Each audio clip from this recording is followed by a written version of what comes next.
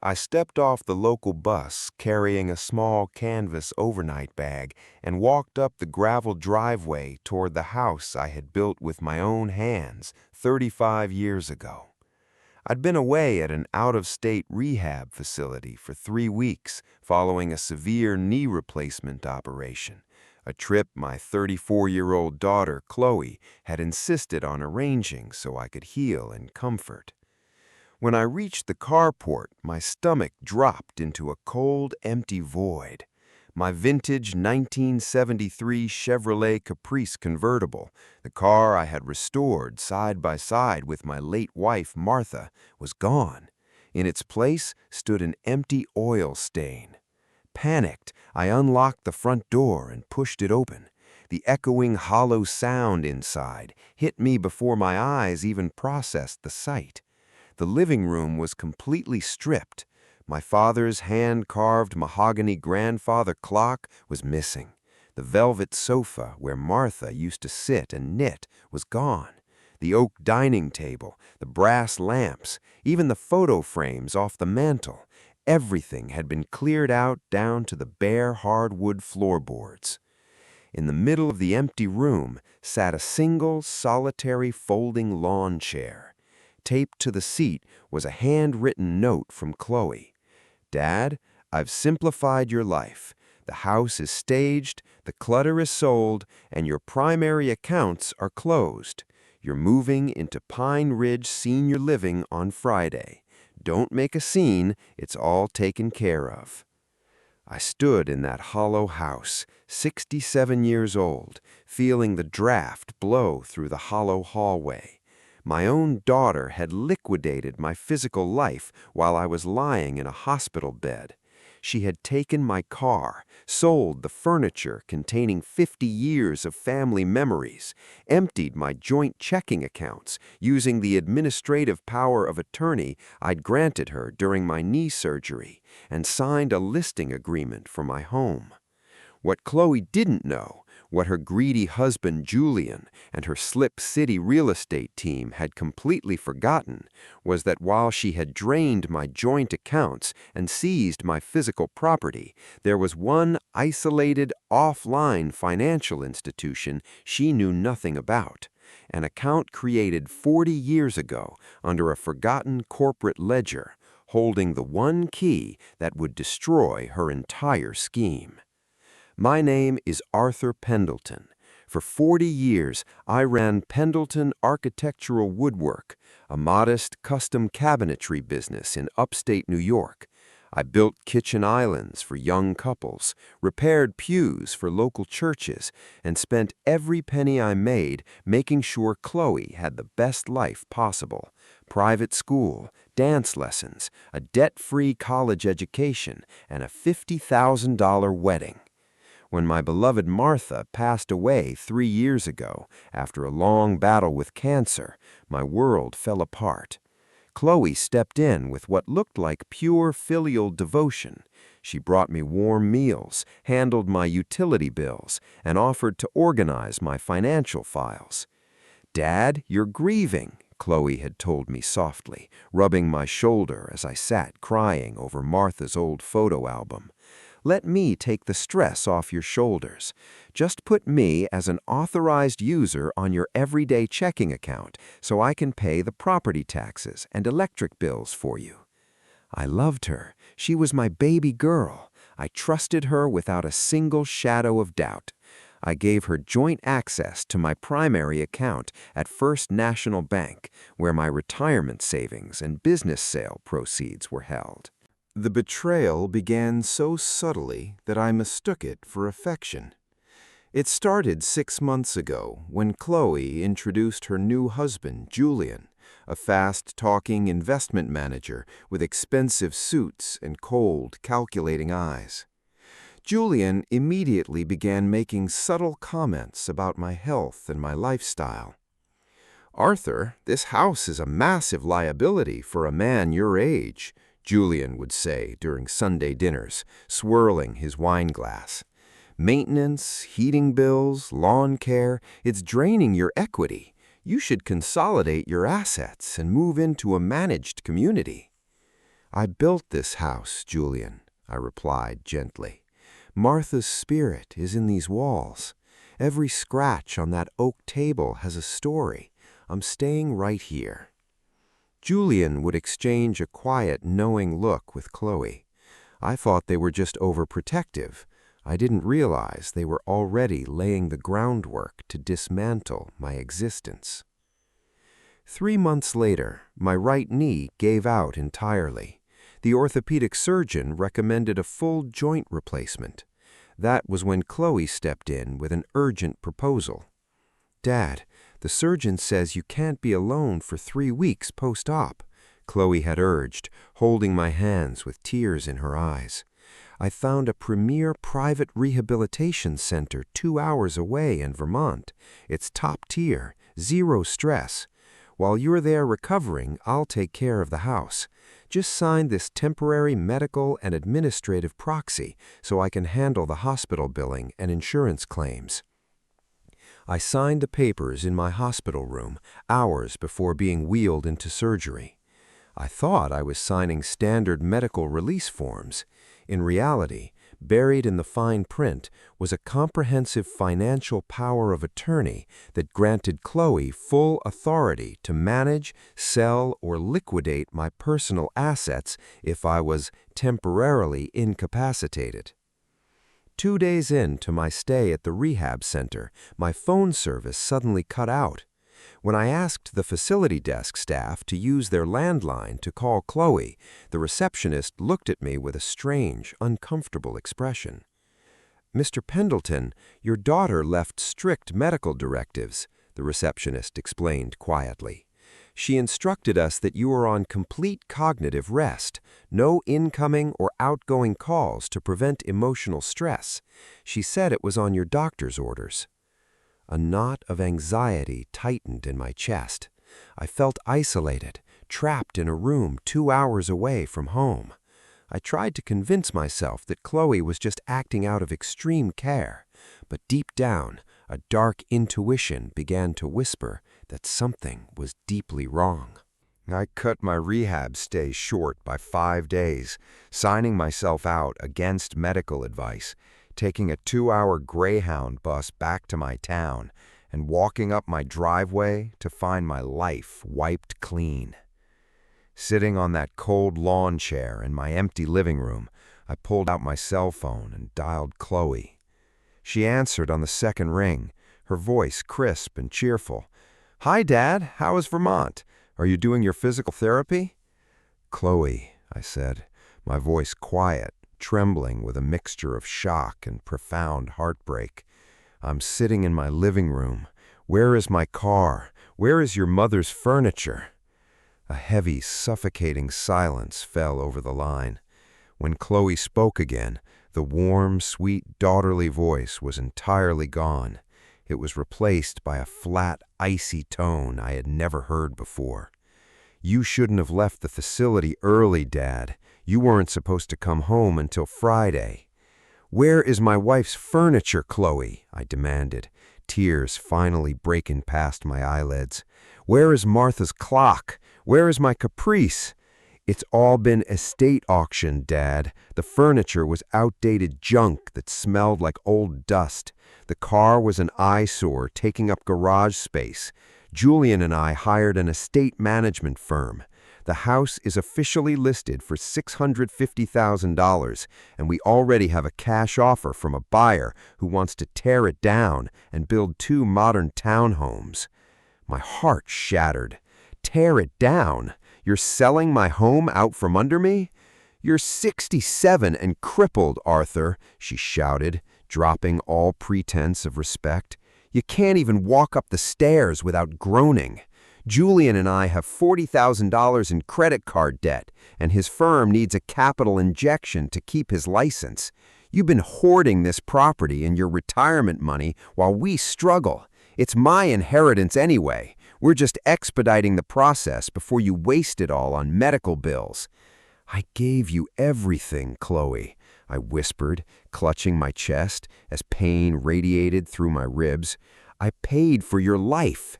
"Well, now you're paying for my future," she said bitterly. Julian transferred the remaining $280,000 from your First National joint account into our corporate holding account yesterday under the power of attorney. The Pine Ridge facility is paid for 3 months. A transport van will pick you up on Friday. Don't fight this, Dad. You have no money left, no car, and no legal standing. You have nowhere else to go. She hung up the phone. I collapsed onto the hardwood floor, laying my face against the dusty wood, weeping uncontrollably. The betrayal was total. She hadn't just stolen my money. She had erased my past, my dignity, and my wife's memory. She had left me stripped bare, believing I was entirely helpless. For 2 hours I lay there in the dark as the sun set outside, feeling the cold air seep through the floorboards. I thought about giving up. I thought about letting the transport van take me to Pine Ridge and simply waiting to die. But then my hand brushed against a floor vent near the hallway baseboard. I remembered 30 years ago when Martha and I were painting this hallway. Martha had dropped her gold wedding band down that very vent, and we had spent 3 hours on our knees, laughing and trying to fish it out. I sat up, wiping the tears from my face. No, I thought. Martha didn't spend 30 years building this life with me, just for our daughter to hand it over to a greedy con man in a cheap suit. I stood up, wincing as my healing knee throbbed with pain, and walked out of the empty house. I couldn't drive. My car was gone. So I walked 2 miles through the chilly evening air to the home of my oldest friend, Marcus Vance.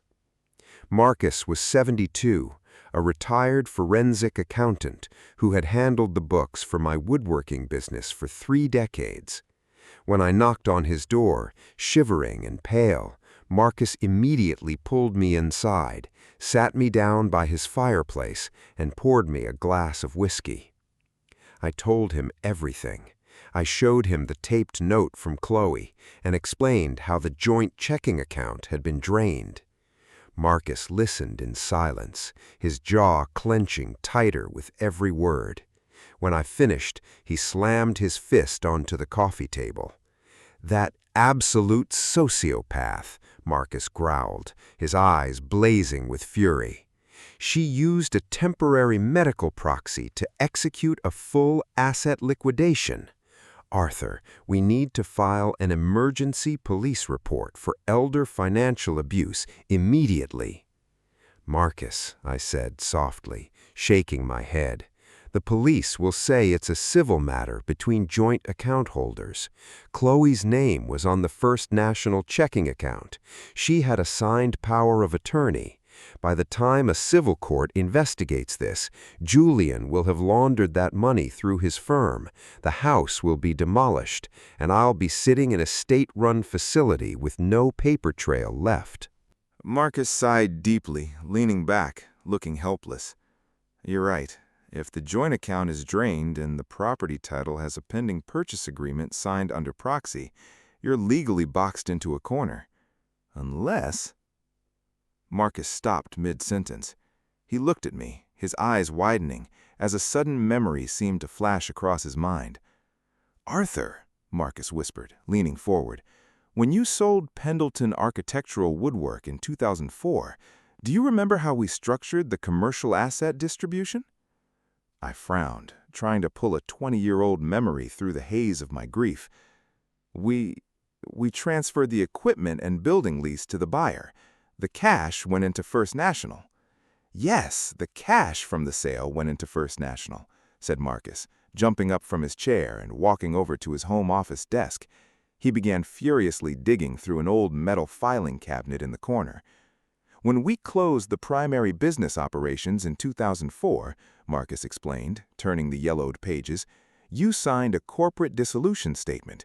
But because of a pending 10-year environmental liability clause on the timber treatment chemicals you used in the 1980s, the state required PAW Holdings LLC to maintain an active commercial indemnity reserve for 20 years. A reserve account? I asked, leaning over his shoulder. Look at this statement from 2004, Arthur. Marcus pointed, a shaking finger, at a typed document.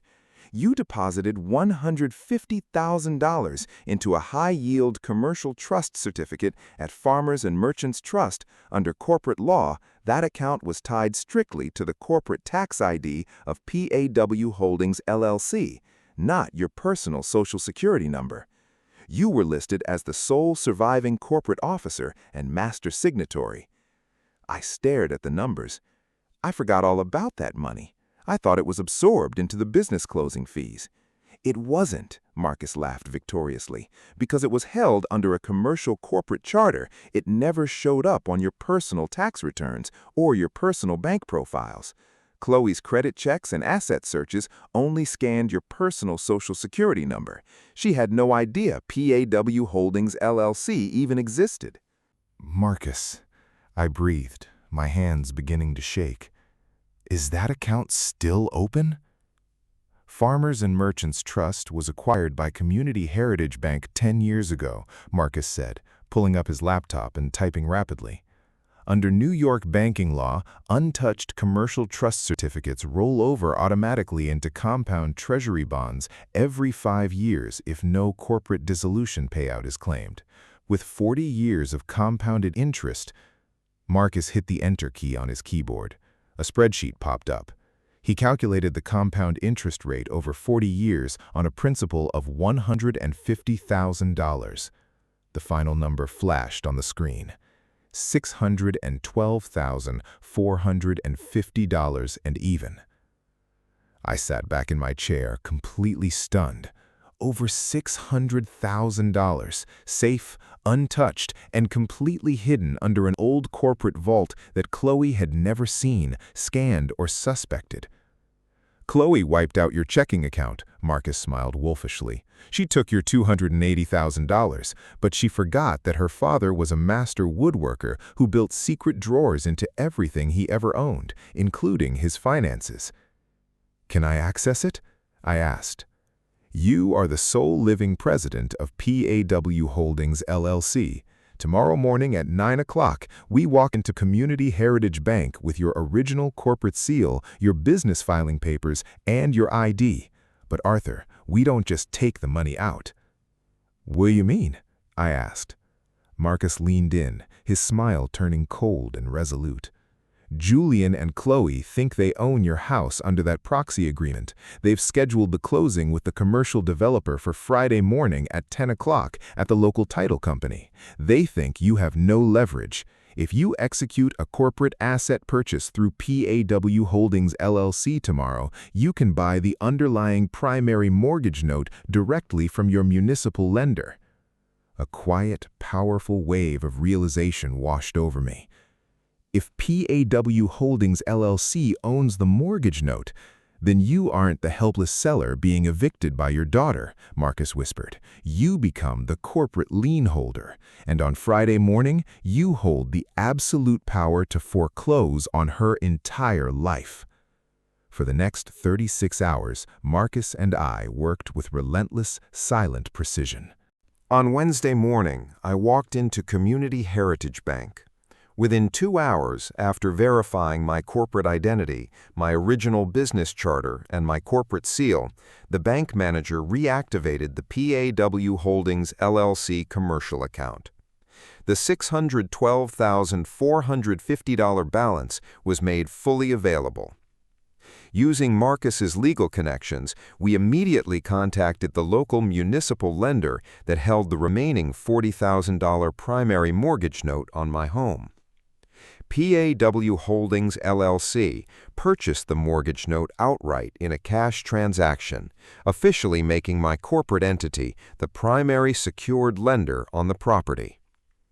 Next, Marcus discovered that Julian had used his own corporate investment firm's line of credit to finance a $70,000 short-term bridge loan to pay off his credit card debts and cover the estate auction fees, pledging the anticipated profits from the sale of my house as sole collateral. Julian hadn't just bet on selling my house, he had staked his entire financial survival on it. He had created a legal structure so fragile that removing a single brick would cause the entire structure to collapse on top of him and Chloe.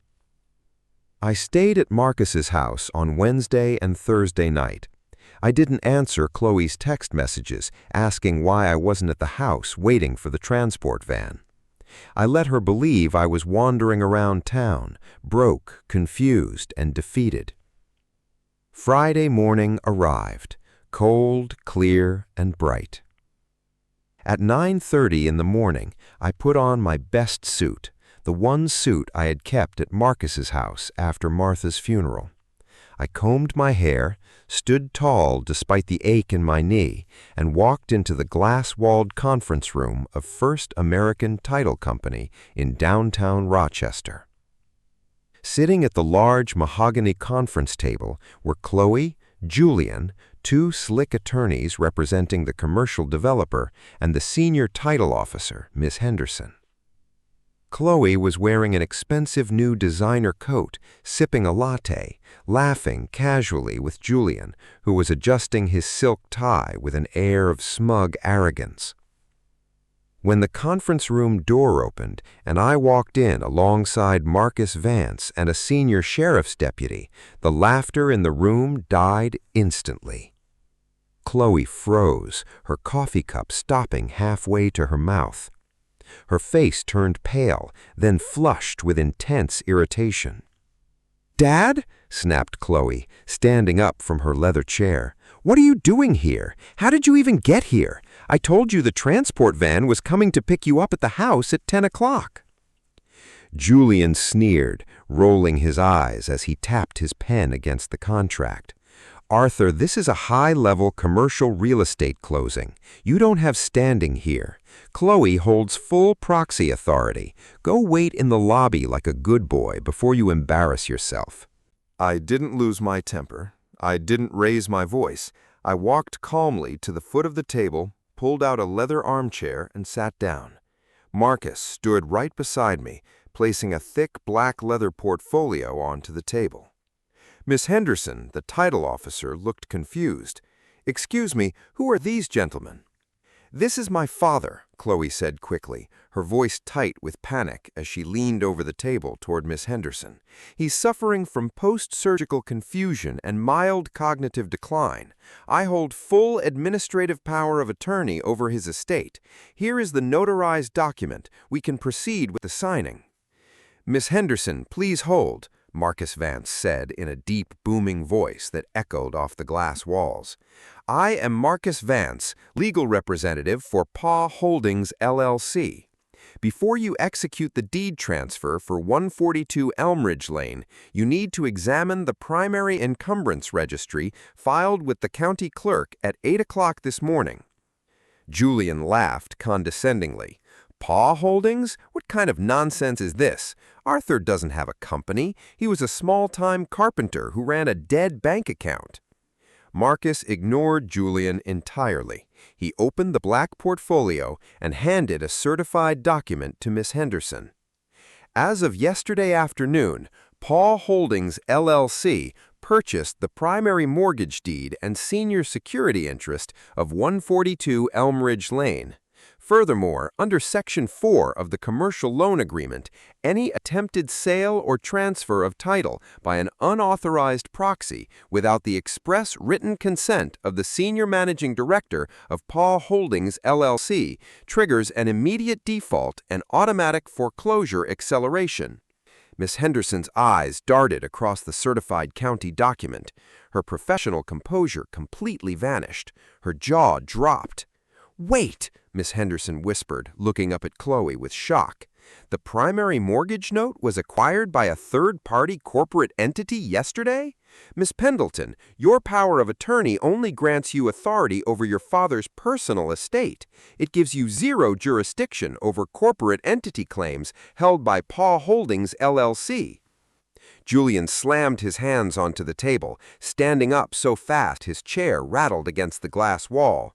"What corporate entity? Arthur is broke. Chloe drained his checking account on Tuesday. He has no money. Where would a broke old man get the capital to buy a mortgage note?"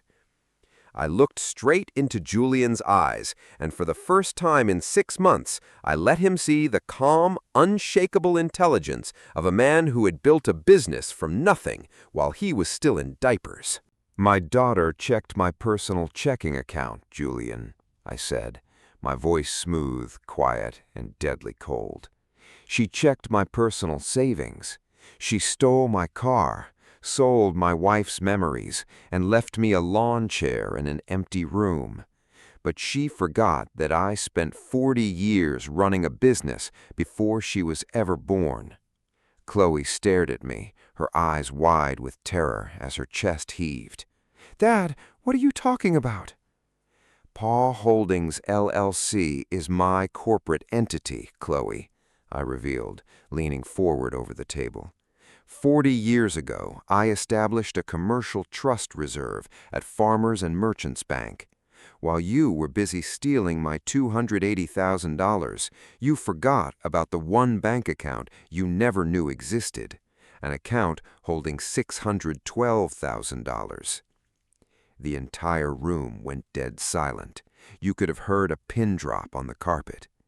Julian's face drained of every drop of color. He staggered backward, catching himself on the edge of the credenza. $600,000? And because you executed a fraudulent land contract using a personal proxy that has no standing over my corporate mortgage note, I continued, looking directly at the commercial developer's attorneys. This sale is legally void. Paw Holdings, LLC hereby denies consent for the transfer of 142 Elmridge Lane. The lead attorney for the commercial developer stood up instantly, snapping his briefcase shut. He looked at Julian and Chloe with absolute, unadulterated fury. "Mr. and Mrs. Vance," the attorney growled, his voice trembling with anger, "you represented to our firm that you held clear, unencumbered title authority.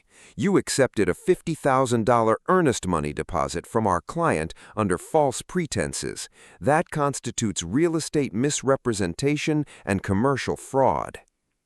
"No, please, wait!" Chloe shrieked, tears springing to her eyes as she reached out frantically toward the developer's lawyer.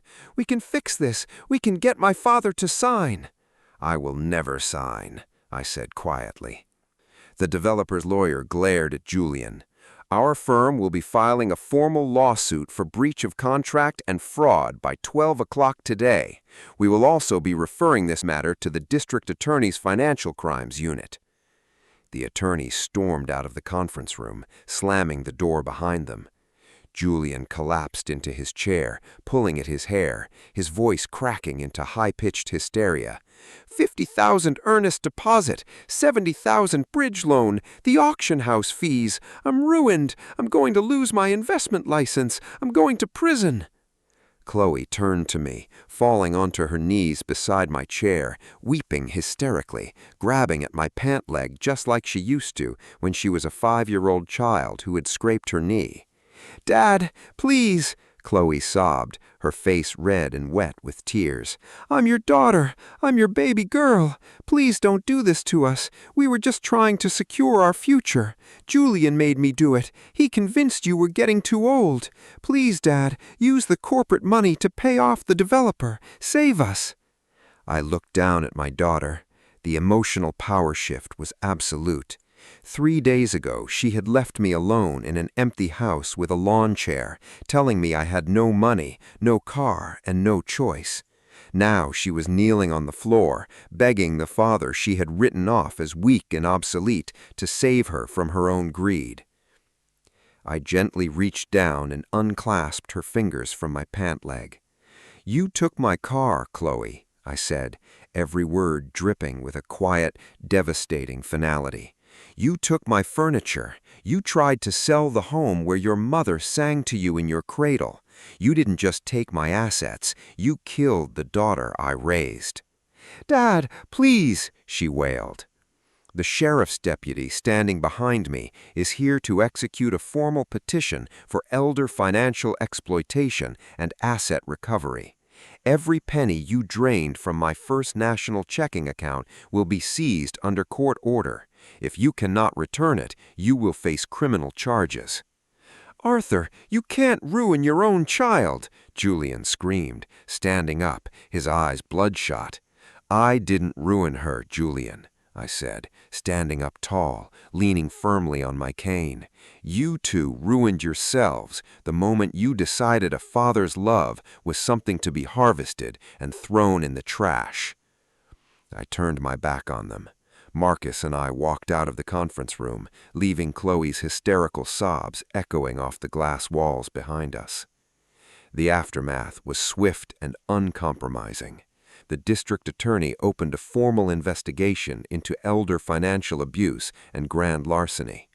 To avoid federal prison time, Chloe and Julian were forced to surrender every asset they owned.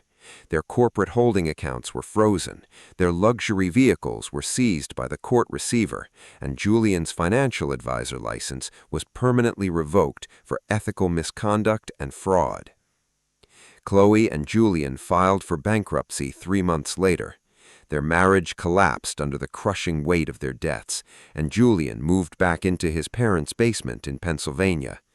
Chloe took a job as a night shift receptionist at a budget motel, living in a tiny one-bedroom apartment on the outskirts of town. She sent me 4 letters over the next year, long handwritten letters, weeping for forgiveness, begging to visit me for Christmas, promising she had learned her lesson. I kept the letters in my desk drawer, but I never opened them. Some wounds are too deep for ink to heal. Some betrayals shatter the delicate glass of trust so completely that picking up the pieces only bleeds you dry. Using the funds from Paw Holdings LLC, Marcus and I hired a specialized team of estate investigators. Over 6 grueling weeks, we tracked down almost every piece of furniture Chloe had sold off at the estate auction. We found Martha's hand-carved mahogany grandfather clock in an antique shop in Albany. We found the velvet sofa in a farm estate liquidation barn.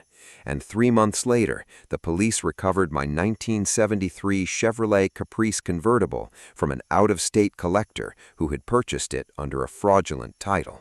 One warm, quiet evening in early September, the sun was setting in brilliant shades of gold and amber over the rolling hills behind Elm Ridge Lane.